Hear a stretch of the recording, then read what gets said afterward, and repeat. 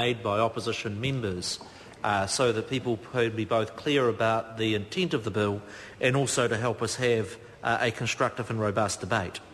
The first point is Ruth Dyson made the argument that the Prime Minister today was incorrect in saying that we don't have a plan for water in Canterbury, and she said, yes we do, we have the Canterbury Water Management Strategy. That to me spoke volumes about why we've got the mess of water in Canterbury. If that is what a senior minister from the previous government's understanding of the law around water is, no wonder we have got a problem. Because the reality is that the Canterbury Water Management Strategy, now it's actually Ruth Dyson's being smart here, she probably does know that the Canterbury Water Strategy has absolutely no legal status as a plan. Under the RMA, and when the Prime Minister says there is no plan for water in Canterbury, that is because the Natural Resources Plan is still being heard 18 years after the passage of the RMA, and that's why the provisions in this part enable us both to fast-track that plan and actually for the very first time give some legal status to the Canterbury Water Management Strategy. Now, the second question has been asked around water conservation orders. And again, I'm not sure opposition members actually understand the process as it is right now. And let me just explain that. At the moment, a person who wants a new water conservation order or variation lodges an application with the Minister. The Minister appoints a special tribunal. All the rhetoric about, oh, you're going to have your National Party mates, well, I can do that right now. I have absolute discretion around who I appoint to the tribunal. The reason I want water conservation orders to go to the commissioners is very simple and straightforward. If we're going to properly manage water in Canterbury, we need an integrated approach. Having this bunch of people over here making a decision about the water conservation order and a different people over here making a decision about the plan, to me is a nonsense. It's one catchment. If there's anything I've learned in my professional experience as an engineer with water, is you actually have to manage catchments in an integrated way.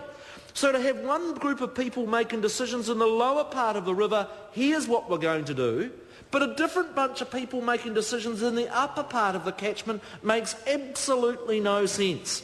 And so I challenge members and say, if you want an integrated approach to water management that is essential for it to be managed competently, then it makes great sense for water conservation orders to be considered by the Commission that is making the other decisions with respect to water in Canterbury. And the further point I'd make is this. Of course, whether it goes to the Commission or whether it goes to the tribunal, the decision on the water conservation rests with a politician, quite properly, the Minister for the Environment.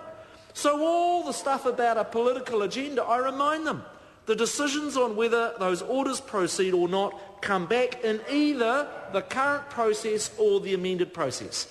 Now, the final point I want to make is with respect to the Hurunui. And I do accept that what we're doing in this process does cut across the current legal aspect of it. But the real choice for the government was this.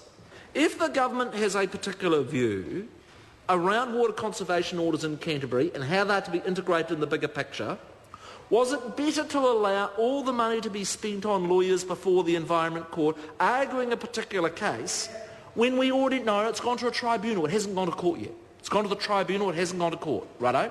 Does it make sense for the government, if it has a particular view about it, to preempt the process because finally I as Minister get to make a decision? Or is it more honest and is it more upfront to actually say both to the applicant and to those that have a say, actually we want an integrated approach to water management in Canterbury? And isn't it more honest to actually say through this bill that that Hurunui application will go to these commissioners in Canterbury who will be making the decisions about the RPS as well, so they can do it in an integrated way? And let's open up, as we do in this bill, all those parties, including the applicants, anybody that's made submissions, either to the tribunal, for them to have a new opportunity to be able to present that view. And I would suggest to members on the opposition benches that is actually a more straightforward and open way to do it than for me to sit back and allow all that money to be spent on lawyers and the process, only as Minister for the Environment to come to a different decision at the end. Kennedy Graham.